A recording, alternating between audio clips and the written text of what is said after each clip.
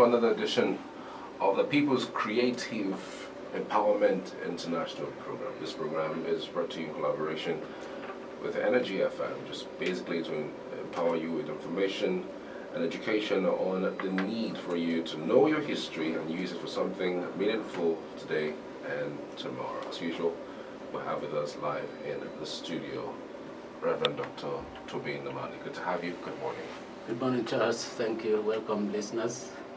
Interesting. So today's topic, you already know, we announced last week. It is, you're not as powerful as you think. Powerless. Oh, powerless. You're not as powerless as you think you are. All right. It was Lawrence Overmine's book, The One Idea That Saves the World, that states the cure for much of what ails our society is active citizens' participation. Those who don't care, those who do nothing, bear enormous responsibility for the suffering in the world. I don't know if that song in to you, the listener. Maybe I should go back over that again. The cure for much of what ails our society is active citizen participation.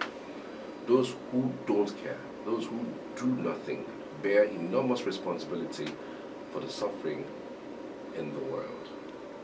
Right, I'm going to start off with that. Straight up to you, Doctor. The last part of that statement, is one that is reinventing, especially if you don't know, think about those lines. Those who do nothing, who don't care, are the ones that bear the most responsibility. But it doesn't seem like they even know that there is a responsibility for doing nothing. Yes, that is the tragic aspect of it, that they don't even know. And if they knew, probably they would have undertaken to do something. They know they are not doing anything for 1, 2, 3, 4, 5 reasons. And that's what we're going to talk about today. What you can do. Right. Yeah, to show that you are not as powerless as you think you are. Let's paint a scenario. I mentioned the other time that the people in the middle belt that are being slaughtered, or those who are even killed here in the east, they are also praying. So the idea that, oh, I say prayer is not me, it will not touch me. No, when we talk about death, it's for other people. I'm still young, so death is not coming, so you understand? Yeah, you push it at the back of your mind. Let's paint a scenario. Look at all the African countries that are neighbors to Nigeria. Which country do you think that can take refugees from Nigeria? Cameroon cannot. Chad cannot. Niger cannot. And then you see what is happening. There's no anyone who is thinking that what is happening in Mali, in Burkina Faso, in those countries that are disintegrating, or even the one that got independence just about 10 years ago, like Southern Sudan. So who says that Nigeria cannot disintegrate? We have seen it in Somalia. The country collapsed. So if none of the countries around us can take refugees from Nigeria, it tells you that it will be a catastrophe. So what we are trying to do now is to create an urgency to say that if you have not been participating, this is the time, because the consequences of not participating will be so disastrous. You can see now that the momentum that Peter Tobe has elicited in the many people in the youth, they are beginning now to see, oh, we can do something. It has not been so for a long time. So what we are looking at now, what is the reason why we think that we have to come out now? Because the problem is becoming bigger and bigger and bigger. It is like, I remember when I was a child, you have a wound on your leg and you don't want my mom to treat it. So you pour sand on it and close it. And when mama says, what is on your leg? Say, no, ma, I'm okay. And then she watches you walk. And then you are walking like this, say, come. And then she discovers the wound. And then gets warm water, clean it up, you'll be crying. And then apply medication on it. That is when it heals. But if you leave it, you know that it will continue to fester and the wound will become bigger. So that's what is happening now. do our young people understand the state in which they are? That tomorrow we are talking about, we don't know whether it is going to come. So we're asking you to come out. So our topic today is, you are not as powerless as you think you are. The reason is that there are things you can do individually, there are things you can do as a group, there are things you can sponsor. For instance, this radio program that is taking place, this civic education, sponsor one program if you are not able to do something. But if you have 45,000 or 50,000, send to us so that this program can continue. That is a way of participation. So the concept of not being powerless as you think you are is tied to participation. So what is participation? Participation, especially political participation, is when a group of people are ready to involve themselves in a certain administrative aspect of governance. Understand? So let's look back to what we discussed in the previous editions. Right. I told you that the Igbo people were very wise, and they had a system of government that no other government would be able to beat before the white people came. They had this village democracy, this direct democracy, which can expand because they had representations, but it depends on what kind of representation you are talking about. I take, for instance, my local government has 15 towns. These towns, as I said, are disenfranchised. So how do they participate? They are not participating actively at all in the governance. So it is this colonial invasion that put them off. And the system that is available now is not carrying them along. So are there things that they can do in order to participate more effectively in their own governance? Before now, they made their decisions. If they are collecting money, they made sure that that money was properly collected. Nobody was going to eat that money, because if you eat it, you are gone. You'll be finished. So, are there things that we can recover from our roots, the pre-colonial political system in Igbo land? Are there things that we can recover? And I say yes, there are many things that we can recover. How is it that a town will sit helpless and the allocation that comes to the local government in millions and billions, and nobody is asking questions? The few people who join the politicians are joining because of their own interest. And you can see that this type of participation we're talking about is tied also with the concept of the common good.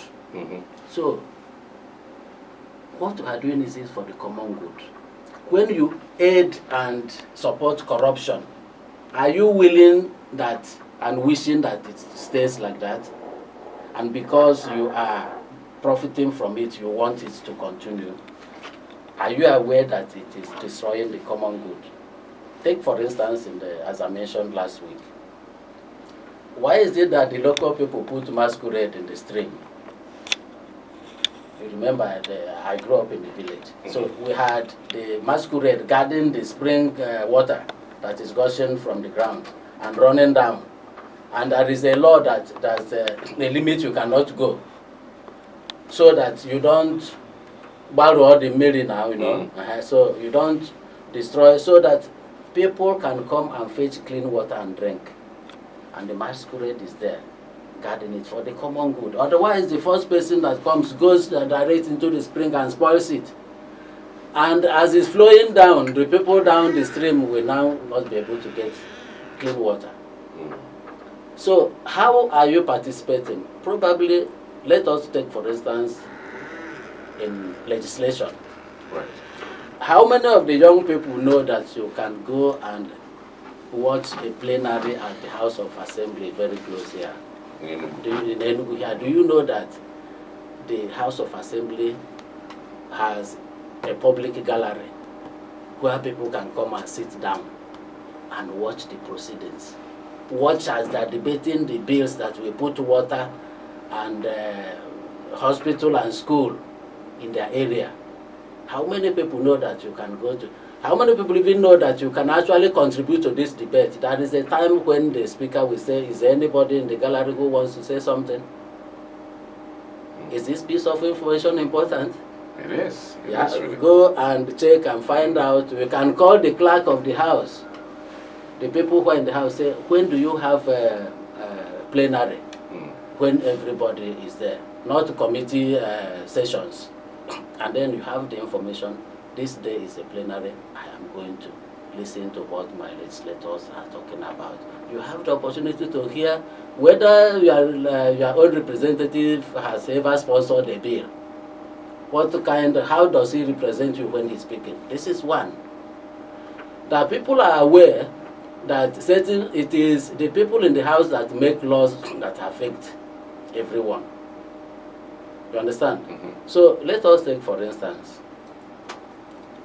for you to build a house now, anywhere in Enugu, it is the house that legislates on how much you are going to pay. You are going to pay tax. Once you dig the foundation, extra people will come. This group will come, the other group will come. By the time you finish, you have paid like 1.5 million tax to the government. But you are the one to make the road going to that house. You are going to dig your borehole, you buy your electric pole, you buy transformer. So the question is, why are you paying tax? You come to a place where you have 500, 1,000 houses, and the whole of these people are paying. And none of them is asking, why are we paying and we are not getting any amenities? So the way to participate is for all the landlords in the area to come together and say they can form a pressure group. They can write a letter to the house. They can write a letter to the government. We have been paying for this and that since, but nothing has come to our side. Why? So this is on the policy level. I don't know if you want to comment before I talk. Yeah, I actually wanted to ask. I mean, if you look at the topic, you're not as powerless as you think you are. Yes. How powerful really is one voter? One vote can win, can make somebody win an election. Yeah, that is if it is 51%. There are 51 votes to win, and then you get 50 remaining one vote. In order to avoid going for a runoff, you have one. If the law says it is 51%, so one vote. And there are even American presidents who have won just with one vote. But the area I'm talking about, that people are not as powerless as they think they are, I gave an example last week during the Biafra War. The President of America did not want to give any assistance to Biafra. And I told you that in one day, he got 25,000 letters. Yeah. And he was forced to provide 60%. That is the power of the people. You can see that the people were not powerless. The government was not ready to do what they wanted, but they said, no, we're not going to leave you. They pushed. That's the area I'm talking about. You are not powerless. I have written certain petitions, and people say, oh, Father, nothing will happen. I got results in some of the petitions that I wrote. Let me share one. I have a school, and when that school was functioning, I applied to get approval. It took 4 years, no approval came. 4 years? 4 years, yeah. The person in charge, she will come, and each time she came to inspect the school, we will give her food and pay for her transport. So when I was not happy with what was happening, so I went to ask, and they said, oh, you have to pay 150,000 in order to get this school approved. I said, no, I go to Germany to beg money to build a school, and then I will come to pay you to approve it. I will not. So I wrote a petition against the Commissioner of Education. I sent a copy to the House of Assembly, and they called me and him. We faced each other face to face. I brought a picture of my school. I said, I put it side by side with the public school that is in my place, and my school is much better than the public school.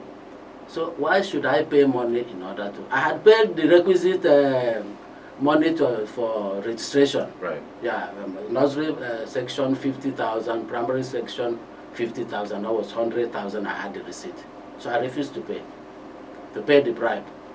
So we went to the house. Eventually, the commissioner came to my school, and when he saw what was, he said, go ahead, please, give him approval.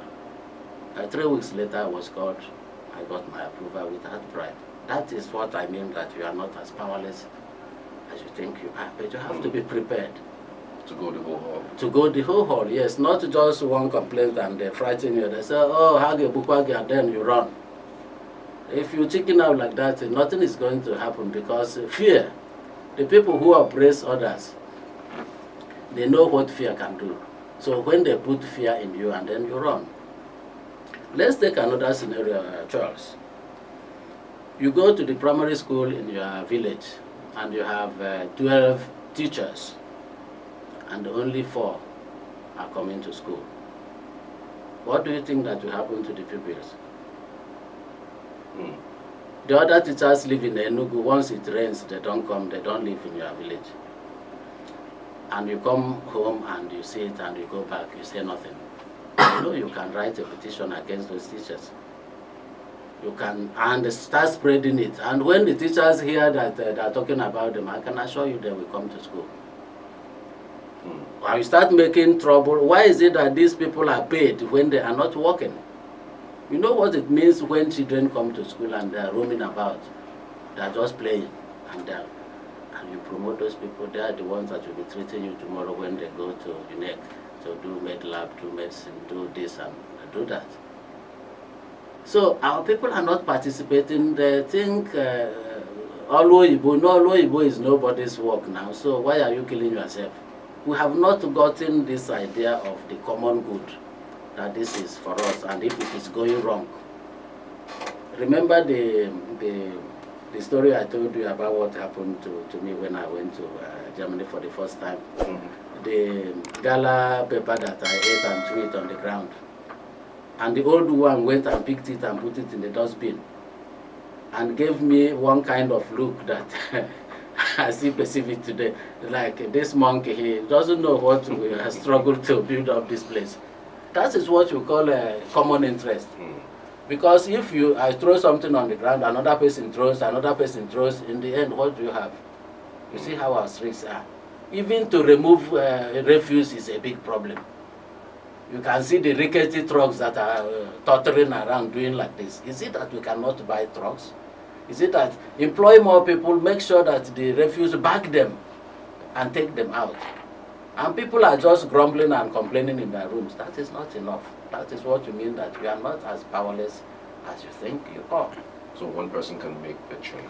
One person can make a big change. But again, what do you think had happened to us as a people, the Nigerian people, when there's about the common good of the whole? It does seem like people don't really care. They don't want to be involved. Do you think there has been an antecedent of carelessness in the past that has made us this way?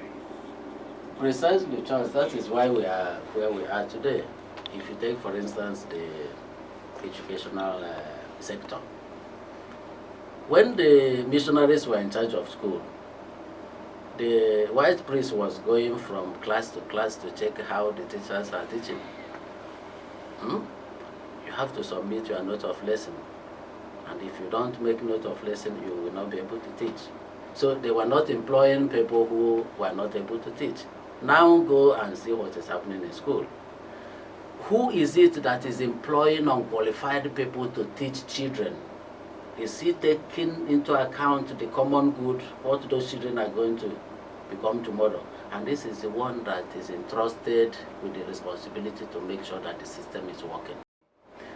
In essence, you look at what is happening in Nigeria today, it looks like the government is the greatest problem of the people. And you will allow them. It is this lack of participation. You leave them. You employ somebody to work for you, and you go on holiday and you don't check what that person is doing. It is, we are not checking what the people are doing.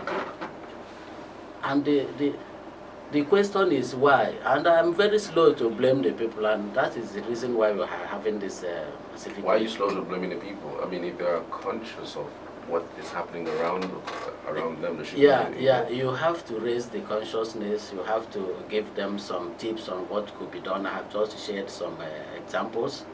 You understand?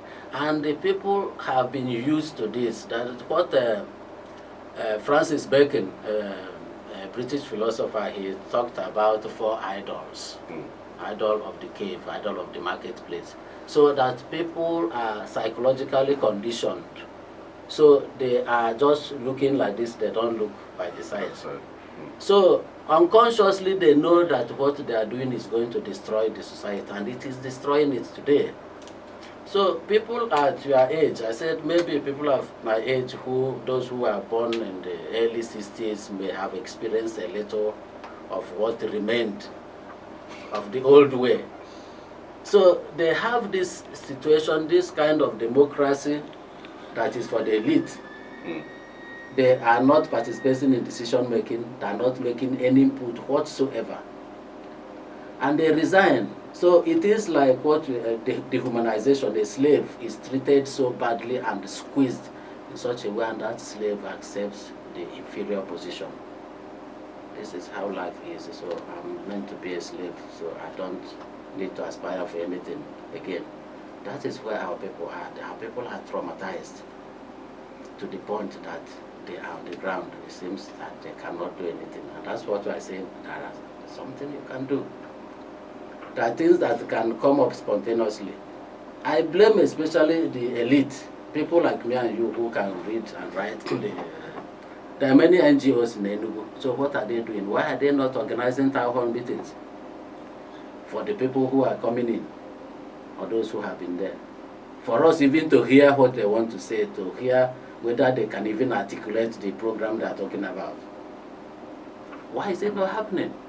Across board, even the church is also not organizing anything for those people.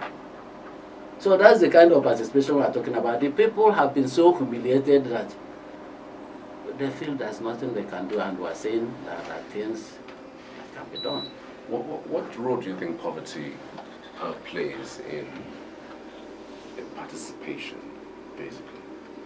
Remember the analogy we had of Joseph Stalin with the chicken, that he removed all the feathers and rendered the chicken soap war, and brought chicken feed, and the chicken followed him. Poverty is a weapon. It's a weapon. Remember, we also talked about the inclusive political and economic space that has to be widened for people to have money. Our people are struggling for the basic things. That's why they accept 2,000. They say, can we go to Nkamfo? So poverty is a weapon, and they are using that weapon, they weaponize it. I told you, it is not by mistake, it is done on purpose. Run down the amenities, don't give them anything, put them on their knees, and they will come like the chicken of Sterling to follow you wherever you go. Look at the kind of people who are through supporting candidates that cannot even make 5 sentences that are correct. And you ask yourself, and you see the mammoth crowd, those who are clapping, and the man who is prompting him from the back to say things. This man that is intelligent, that is sane, is prompting the president to be from the back. Obi, Obi. And ask yourself, why is he doing that? Because he's eating from there. This is what that Yoruba former governor, he's dead now, Adedibu, say what he called stomach infrastructure. Yeah, so it is only in the government house that there is money in Enugu. No other place. And people are falling on top of themselves to get a share. There's money in the banks, of course. No. Yeah, money in the banks. Yeah. No, I mean, what is it? What kind of business do you think that I'm doing in Enugu that gives so much money? Do you have road to transport what? What kind of business do you think is going on in Ogbete? It's, trading is how much are you making? Compare it to Lagos or Kano. And how many people have enough money to do it? The number is very small. The majority are just, when they go to rent a crowd from the village, they send the bus, they give you 2,000. And you come and stay for 4 hours at Opera Square, and then you go. You know what that means if you have been reduced to that point. So poverty, but enlightened people also know that the poverty can be a weapon against them, but they can also use that poverty as a weapon to fight back, to refuse. You know, remember the woman that was offered money in Anambra election? You remember that story? Yeah. And the woman said, no, I'm not taking the money, I'm going to vote for the person that I want. That is a part of resistance. She understood that she is not so powerless. She wanted to use her vote as a weapon. And fortunately for her, she was recognized, and something much more was given to her, more than what she was offered. Interesting. So basically, we're not as powerless as we think we are. And there have been several factors that you have raised as one of the reasons why people think that they're powerless and they're not able to do anything.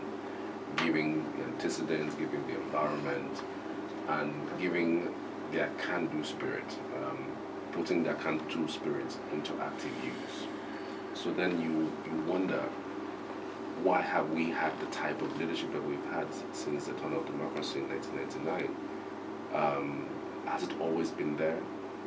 Are there things specifically that we can change? Is it even possible to change the scenario? Yes, I've said you can change things by making a legislative input. What you will always ask Charles is, who is making the decision for what? And as I said, we have never, after they destroyed our democracy, nothing had ever worked for us, except for the period that Dr. Okpara tried to do something in the East. Yeah, we have not had a situation where people were taken seriously, people were consulted in doing things for them. And the leaders are doing what they are doing since 1999, as you said, because we left them. Remember NSAS, that unit of the police, where is it now? Unfortunately, it's caused some blood, but the unit is proscribed, it's removed. In America last week, a group, the Scorpion unit of the police in the place where they killed a black man, they removed that, they scrapped the unit. So when people protest, when people say no, the people are much more in number than those who are teleguiding, who are ruling them. And when you say ruling in a democracy, you don't say ruling, because you don't rule anybody, you are a servant. And you are begging people to allow you to serve. So if that is the case, you have to give account. You are not the master.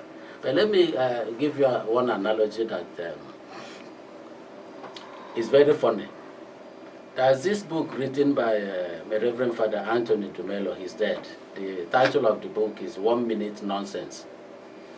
Each story there takes 1 minute to read it. So he gave an analogy of an armed robber who came to the house of a rich man to burgle the house. When he came to the safe where the man put money and jewelries and all the gold, there was a notice on this safe, say, don't break it, this safe is open, please open it and take what you want and lock it, and close it, don't lock it. So the armed robber was happy, so he laid down a chisel and hammer and everything and held the knob of the safe to open it. Unknown to him, there were 2 sandbags suspended in the roof. And when the sandbags were connected to the knob of the safe. So immediately he touched the safe, the sandbag fell down and pressed him on the floor. And there was floodlight and alarm started blowing everywhere. And police came and arrested him, so he went to detention. In the morning, a priest went to see him. And he said, no, I'm not going to see anybody. I don't trust anybody anymore. I'm not sure you got the point. I got it. Okay. I got it. The armed robber was angry that the owner of the house deceived him by telling him just open the safe And collect it. and collect. So he got angry. So are we such persons? Ask yourself, when you join to destroy public interest,